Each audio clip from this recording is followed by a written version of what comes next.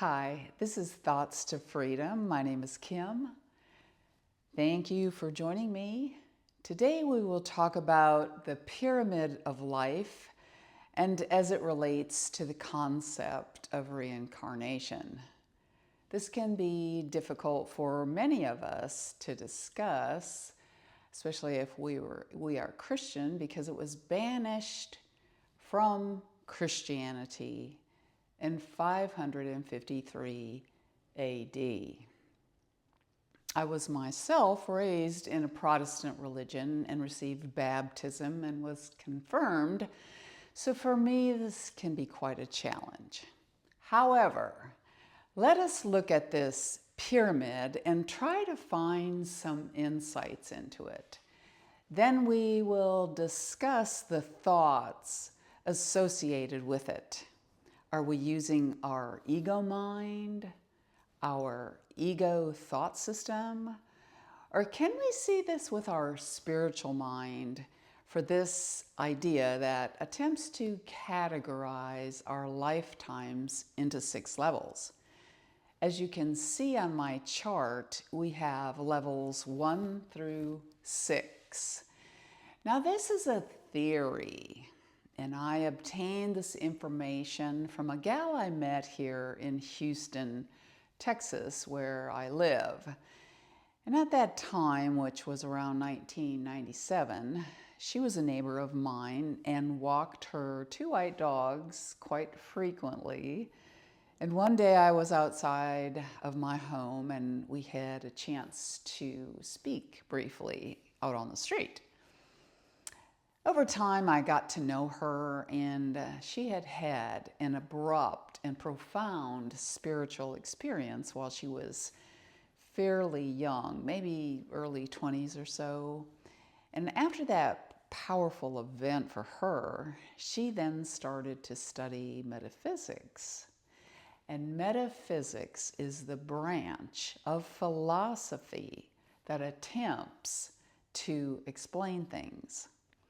She moved to California after her awakening moment to teach her newfound topic, to which she explained as a better audience. Now, in the Jewish faith, it is referred to as Kabbalah. Now, in this theory, and this is just a theory, we as humans live approximately 300 lifetimes here on Earth. And level 1, as you can see here at the bottom, represents the largest number of people on Earth at any given time. And they are living their first lifetimes. And this chart has to do with the whole world and not only the United States. These individuals are essentially involved mainly in survival. They are busy getting food to eat and water to drink. Their place of home many times has a dirt floor or can have one. Many do not have the opportunity to receive advanced or even adequate basic education. They walk or run to where they are going, usually not with a vehicle, and have the bare essentials, if even that, for life. And religion is not a part of their existence. Basically, every level here is approximate in how many lifetimes they have. For the level 1, it can be several lifetimes, as this is where all souls begin at level 1. And level 1 can start to take on a few characteristics of a level 2 before going into the next level of level 2.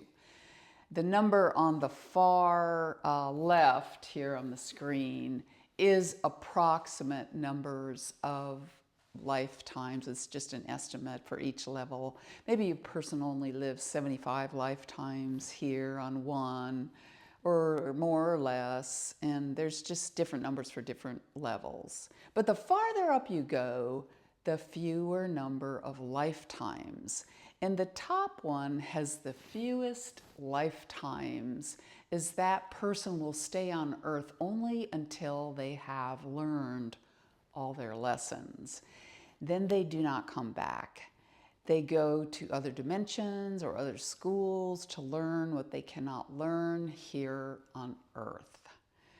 So level 2 has the working class and the taxpayers. This level includes lots of education, financial resources, stable home environment generally. In the United States, many newly constructed and remodeled homes are available, cars, vacations, and all the trappings of what is often referred to as middle class.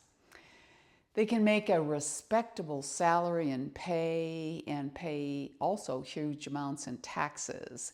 This level participates in structured religion.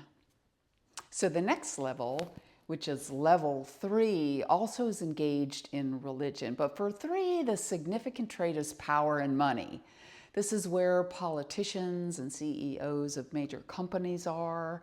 Many affluent families that have acquired their fortunes are here on level 3. Royalty and individuals with substantial wealth, regardless of its origin, fall into this category. Much of the hard-earned tax money made in level 2 makes its way here to level 3. Also, best-selling books are read from levels 2 and 3. Now, level 4 has fewer people. And it is at this level that individuals study metaphysics and spiritual concepts outside of religion. Carl Jung was at this level and produced his work for the world about analytical psychology. Wayne Dyer was on this level, who was known by many as a self-help pioneer. There are several others that contributed to this level of life. Organized religion is less common here at level 4. Now at level 5, there is a commitment to various causes, and you can see there's very few people. This can be for clean drinking water, for natural disaster relief, or to put a halt to human trafficking. This would require the doing and the involvement of the cause, not merely writing a money check and sending it to the organization. Now, Jimmy Carter was at this level when he passed away recently at 100 years old, as he built homes for the organization Habitat for Humanity.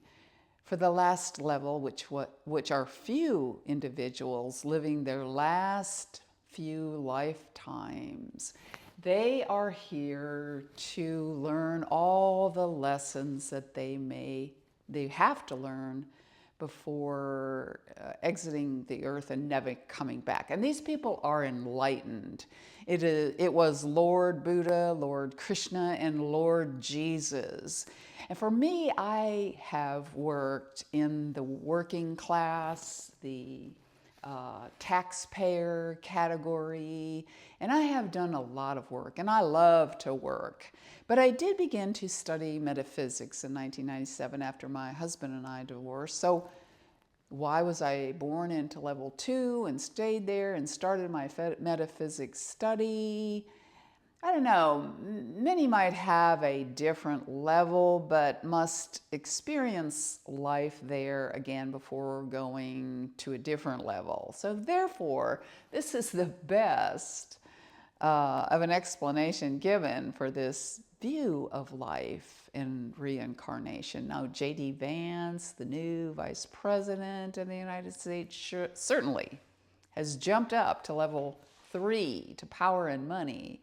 And perhaps he will express himself at different levels in the future, level 4 or 5 or whatever. We do not really know how many lifetimes each person brings with them at birth. Again, remember, this is a theory. What is the ego thought system here? Should this theory be dismissed as a possible explanation and exploration of the human experience? The ego must believe and follow what the 15% of what life teaches. Reincarnation would not be within any realm of possibility, as it was not taught here, especially in American Christianity. So the ego won't believe it. The ego stays in their comfort zone. But it is an accepted teaching within Hinduism, Buddhism, Jainism, and others. The spiritual thought system would allow one to study this and know that this gives an attempt at an explanation of why people suffer at different levels. The ego mind thinks, why does that person not act like me? Then the ego mind will start to judge, and judgment is an illusion. Why can't that family learn how to live? What's wrong with them? Also, the ego mind will think, I can't believe they murdered people. Well, the answer seems to be that they are new at the game of life. They have not been in the school of life for long, and they are in kindergarten. Why should we think there are horrific stories of neglected children? There is human trafficking, and what society can allow people to live like that? And no one really comes up with the solution. So the spiritual mind would allow one to think that the working class does have power to change their lot in life. The spiritual mind knows that those newly arrived on this planet need help. They need guidance. And level 1 requires assistance from the other levels to help them with their educational needs and to guide them and to protect them. Many should have, assigned caretakers to watch over their safety. They should receive encouragement among other forms of support. They must be helped. The assistance would come from those such as Jimmy Carter and Habitat for Humanity. And after our discussion here of the pyramid of life, we should all have a better thought system associated with all of us on this spaceship Earth from our spiritual mind. Now, once more, this is a theory. Also, not one person on Earth is better than or is less than another person. We are all, in fact, equal. And thank you very much for watching.